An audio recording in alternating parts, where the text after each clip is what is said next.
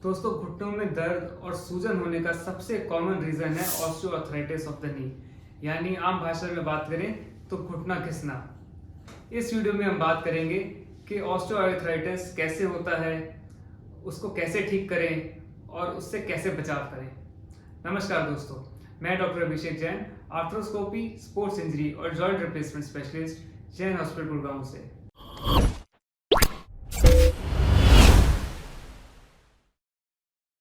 दोस्तों, knee osteoarthritis बहुत ही common reason है घुटनों में दर्द और सूजन का।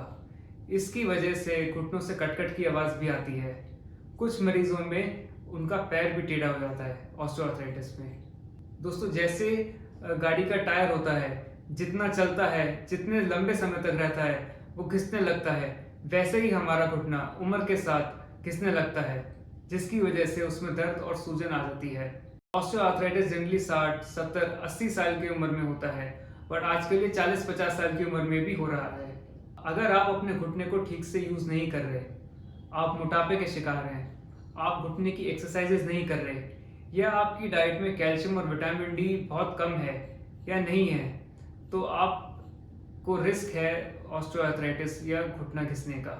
दोस्तों, ये बहुत कॉमन प्रॉब्लम है और इसके बहुत सिंपल सॉल्यूशंस हैं जो आप घर पे खुद कर सकते हैं। सबसे पहली चीज है, कोशिश करिए आप अपना वेट कम करें। अगर आप सिर्फ 3-4 किलो ही कम कर लेते हैं तो आपके घुटने के दर्द में काफी आराम आ जाएगा। उतना वेट उसको कम उठाना पड़ेगा, उतना वेट उस पर कम आएगा। हम रिकमेंड करते हैं आप एक डाइटिशियन से मिलिए जो आपको एक डाइट प्लान बनाएंगे और उसको फॉलो करिए। अपनी डाइट में कार्बोहाइड्रेट कम करिए, कार्बोहाइड्रेट की जगह फ्रूट्स या वेजिटेबल्स लीजिए। लंच या डिनर पूरा पेट भर के ना खाएं, थोड़ा सा कम खाएं, और अगर भूख लग रही है तो कुछ टाइम बाद थोड़ा सा कुछ और खा लें। Frequent meals instead of large single meals. दूसरी चीज है, घुटने की कसरत स्टार्ट करें। अगर आपका नी एक्टिव रहेगा तो उसके आसपास की मसल्स में स्ट्रेंथ आएगी। स्ट्रेंथ आने से आपका बॉडी वेट मसल्स पे आ जाएगा, घुटने से हट जाएगा। घुटने से वेट हटते ही आपका घुटने का दर्द कम हो जाएगा। तीसरी चीज है, आप अपनी डाइट में कैल्शियम और विटामिन डी बढ़ाएं। वेजिटेरियंस में ये काफी कम सोर्सेज में होता है, तो अगर आप वेजिटेरियन हैं तो दूध या मिल्क प्रोडक्ट्स बढ़ाएं, ड्राई फ्रूट ज्यादा लीजिए। अगर डाइट इंप्रूव करने के बाद भी आपकी बॉडी में कैल्शियम या विटामिन की कमी है तो सप्लीमेंट्स लीजिए। अगर आपको ऑस्टियोआर्थराइटिस हो गया है तो आप क्या करें? दोस्तों, हम शुरुआत में दवाइयाँ, सप्लीमेंट्स और एक्सरसाइज रिकमेंड करते हैं।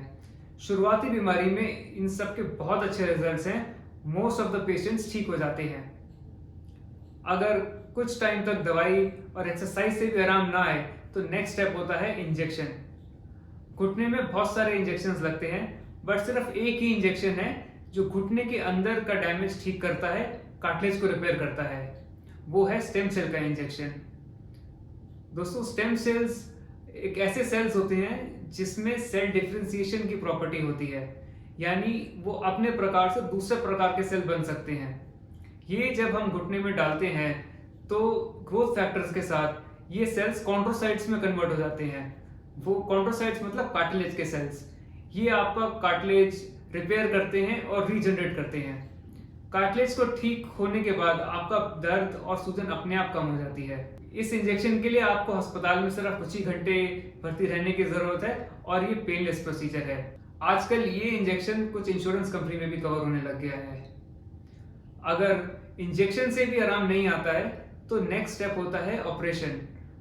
ये जनरली बहुत ही कम लोगों को जरूरत पड़ती है और सिर्फ एडवांस स्टेजेस में इसकी जरूरत पड़ती है।